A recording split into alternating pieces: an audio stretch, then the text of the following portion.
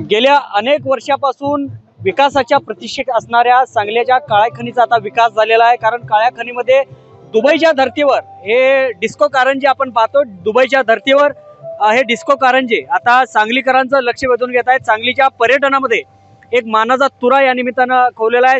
महापालिका आयुक्त सत्यम गांधी यांनी सांगली महापालिकेचा पदभार घेतल्यानंतर पहिल्यांदा हे काम हाती घेतलं आणि या कामाचं मूर्त स्वरूप आपण या ठिकाणी पाहतो। अत्यंत सुंदर आणि आकर्षक असा हा कारंजा, डिस्को कारंजा जो दुबई येथे अशा प्रकारची कारंजे आहेत, त्याच धर्तीवरचा हा कारंजा आता सांगलीच्या काळ्या खनीचं रूप पालटवून टाकणारा या ठिकाणी पाहतोय। आणि आज या कारंजाचं उद्घाटन, या डेव्हलपमेंटचं उद्घाटन पालकमंत्र्यांच्या हस्ते झालं। तर नक्कीच गेले अनेक वर्ष हा कारंजा किंवा ह्या काळ्या खनीचा विकास हा रखडला होता, मात्र आज खऱ्या अर्थाने या काळ्या खनीचा विकास या ठिकाणी झालेला पाहायला मिळतोय।